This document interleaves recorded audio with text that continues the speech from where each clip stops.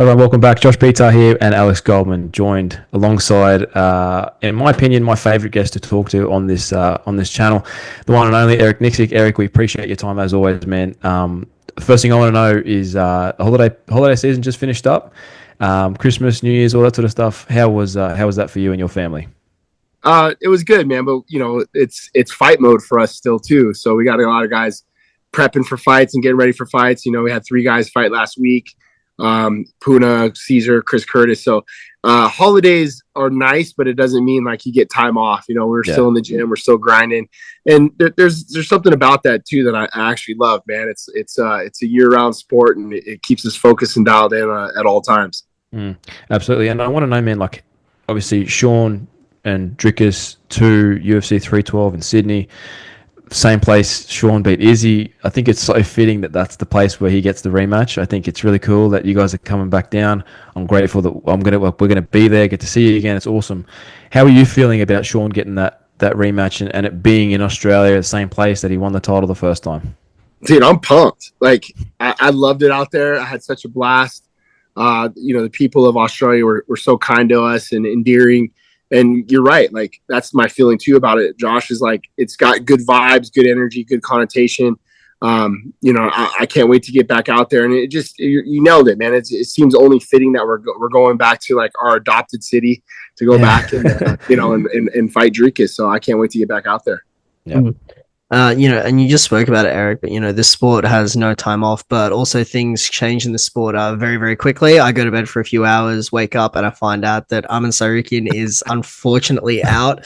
I'll just sleep for 3 hours, and this is what happens. So Arman Sarukian is out, and Moicano is in. I'm just curious what your thoughts are on that fight, and Moicano stepping up and sort of, taking that fight on such a short notice against such a different opponent than his original opponent, Beneil Dariush. Sure. So I mean, right away, the one silver lining is that you're dealing with two southpaws. So the nice thing is that you've been training for a southpaw in Beneil. You're training in the guy with Beneil, who arguably does have just as good of ground game as Islam, but different, right? I think Beneil is up there when it comes to ground game comparison to Islam. Very underrated. I think flies under the radar, but a ADCC champion in Beneil Dariush. So there's a lot of similarities, I think, when you're dealing with the game plan. But again, this is Islam, and this is Islam on short notice, and it's a very tall task for Moicano. And just the same thing that I can reference when Dan Ige fought Diego Lopez is just, hey, bro, we're playing with house money. So go out there and throw some shit, have some fun, enjoy yourself, and like let it fly. Let it fly. You really have nothing to lose. You're the hero coming in and saving the day. So enjoy the moment, enjoy yourself, and let it all hang out. G'day guys, Josh here for From the Stands. I'm just here to interrupt this video quickly to let you guys know about the sponsor of today's video, TrainAid. TrainAid and their proven line of supplements, including their signature product, TrainAid Hydration, are used by combat sports stars all over the world. Many UFC and boxing world champions are all using TrainAid to help fuel their workouts. TrainAid have been kind enough to give us a big discount code for all of our viewers to use when you guys shop online. If you use the code FTS15 at checkout, you'll receive 15% off all supplements and apparel on the TrainAid website. Head to trainaid.com or click the link in the description of this video. Yeah, absolutely.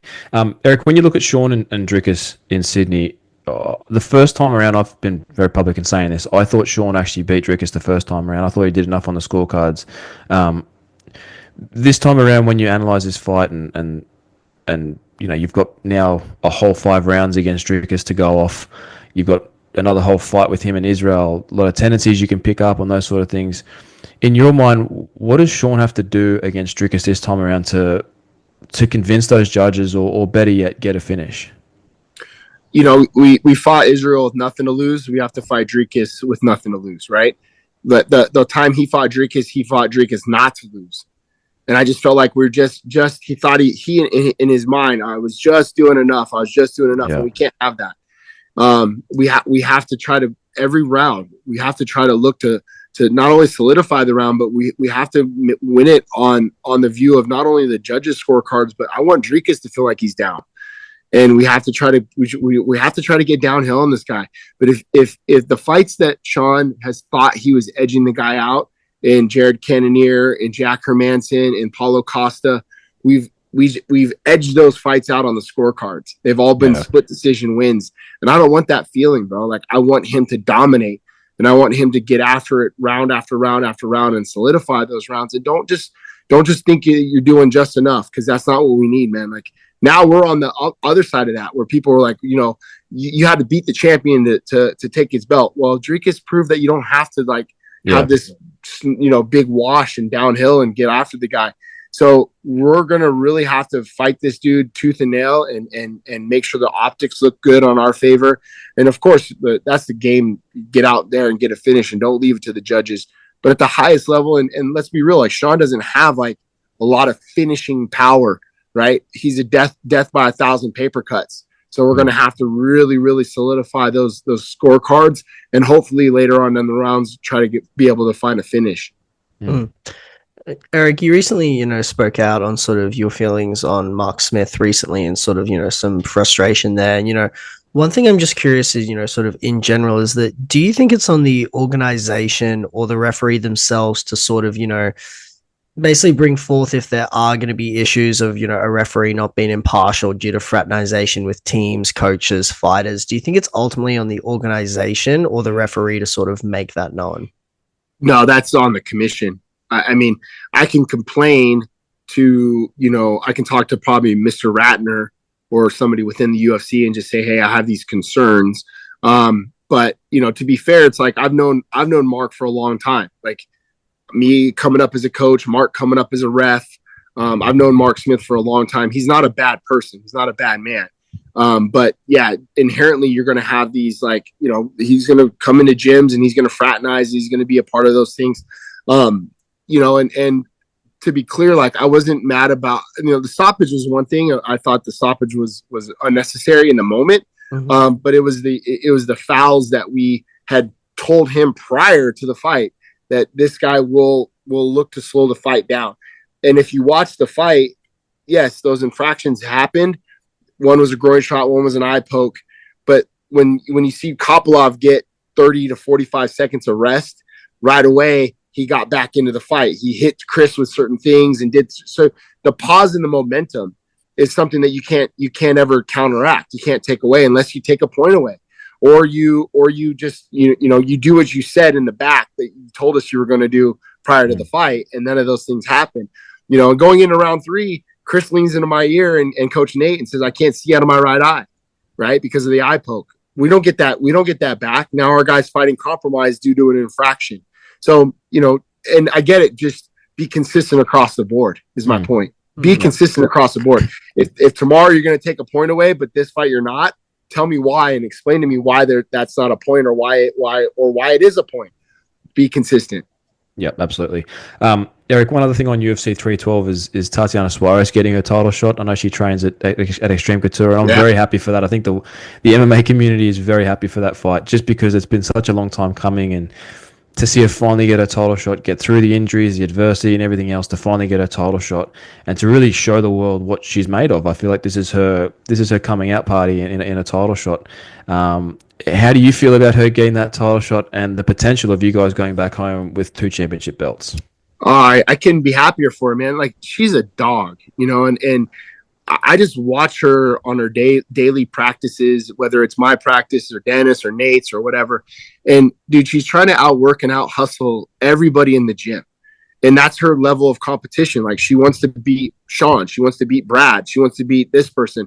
And it's contagious. So all the things that she's been through in her life, you know, with the knee injuries and then the cancer and then the knee injury again and this and that, is really just showing her level of fortitude and her just being able to stick with it and not allowing it to consume her and make her want to quit. Like, she's had a higher purpose and a bigger focus. And we just been that's been our mantra, has been and new times 2.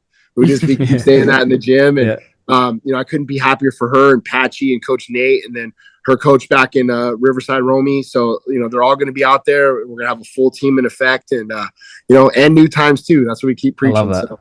That's awesome. Yeah. Speaking on title fights, we have a very exciting one this weekend, and, you know, I think it probably has the potential to be, you know, your fight of the night, which is Umar versus Merab. And, you know, I see that as a very, very highly competitive fight. But, you know, I'm very curious, you know, what your thoughts on that fight are, and if you are leaning towards someone sort of, about a day out from that fight. Yeah, I think if you break it down on past the victory, to me, Merab needs to. It's a decision for Merab, right? I don't see a path for Merab to get a finish, similar to what I thought with the Sean O'Malley fight, right? Merab has a particular style that's going to wear on you and stay heavy, whereas Umar, I think, really has to.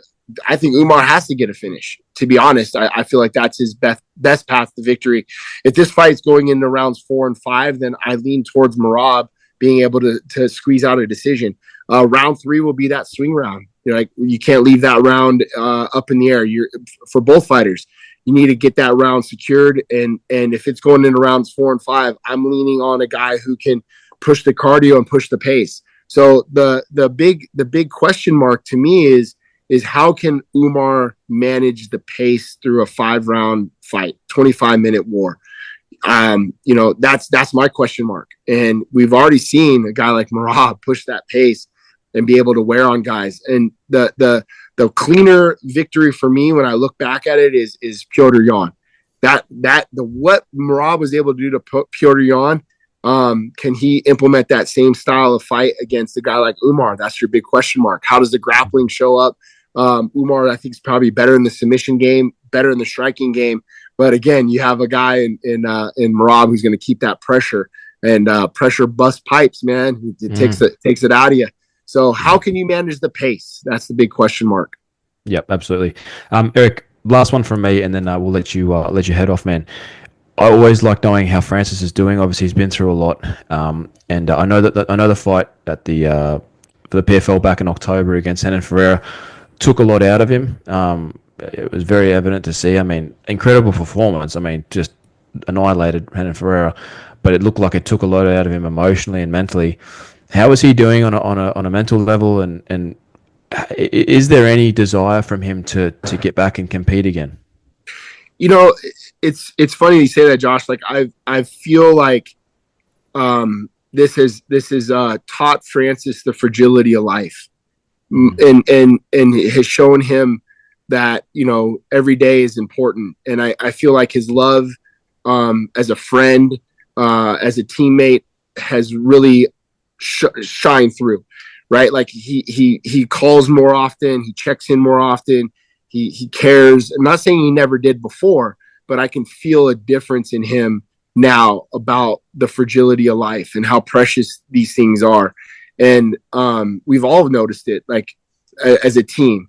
We myself and Dewey, just it's not like a faith thing. I think that there's a level of appreciation to life and happiness that he's trying to make sure that he shows, because of all the darkness that he had to deal with Kobe and the passing of Kobe.